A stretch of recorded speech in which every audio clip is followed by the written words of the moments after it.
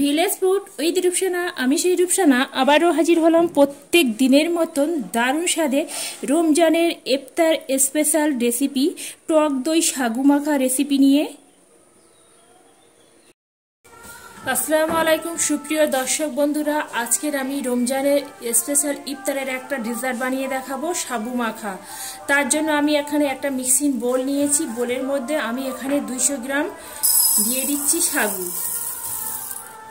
এটা আমি বড় দানা নিয়েছি, চেষ্টা করবেন বড় দানাটা নেওয়ার জন্য, এতে করে দেখতে যেমন সুন্দর লাগে খেতেও এই ডেজার্টটা ভালো লাগে।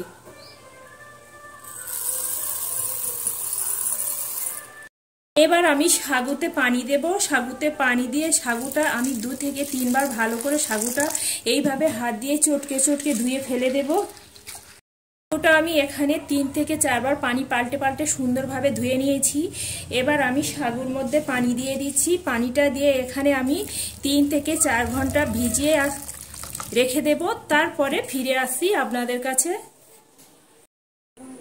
3 থেকে 4 ঘন্টা সাগুটা ভিজিয়ে রেখেছিলাম। সাগুটা সুন্দরভাবে ভিজে গেছে।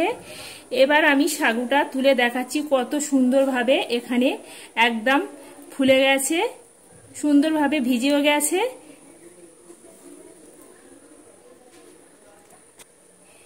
এবার আমি এখানে নিয়ে নেব 100 গ্রাম টক দই।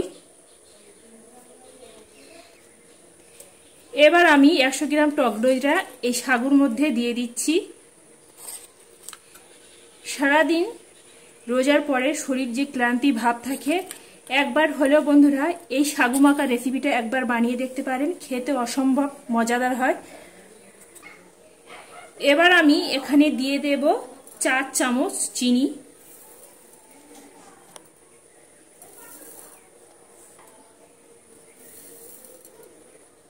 আপনারা যে যেমন মিষ্টি খেতে পছন্দ করেন ঠিক সেইভাবে মিষ্টিটা দিয়ে দেবেন। সাথে যাচ্ছে স্বাদ অনুযায়ী নুন। দিয়ে দিচ্ছি 5টা থেকে 6টা গন্ধরাজ লেবুর পাতা। গন্ধরাজ লেবুর পাতাগুলো এইভাবে আমি হাত দিয়ে এইভাবে একটু লম্বা করে এইভাবে রোল করে নিতে হবে। আপনারা যদি চান কাঁচি দিয়েও কেটে নিতে পারেন, তবে এইভাবে একটা ছোট গ্রেটার মেশিন নিলে এইভাবে গ্রেটারের সাহায্যে এইভাবে সুন্দর করে একটু কুড়ে কুড়ে দিলে এতে করে সুন্দর একটা ফ্লেভার পাওয়া যায় গন্ধরাজ লেবুর পাতার মধ্যে।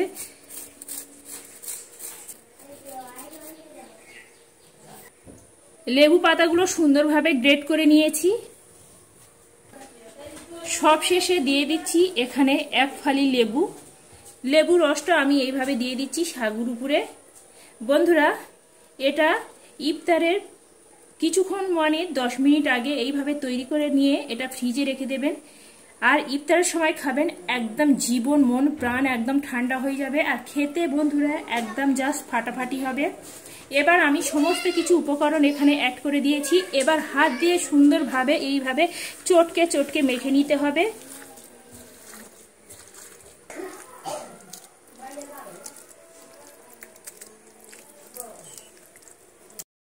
সাগুটা আমি সুন্দরভাবে চটকে মেখে নিয়েছি। আবারও আমি এখানে কিছুটা গন্ধরাজ লেবুর পাতা এইভাবে উপর থেকে দিয়ে দেব।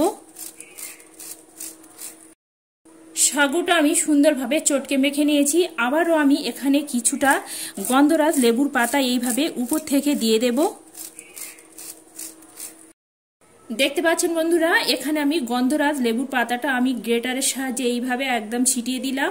আর এখানে 2টো লেবুকে আমি এইভাবে গোল করে কেটে রেখেছিলাম, দুদিকে আমি দিয়ে দিলাম। এখানে আমার সাগু আর দই, টক দই দিয়ে সাবু মাখা একদম রেসিপিটা একদম রেডি হয়ে গেছে।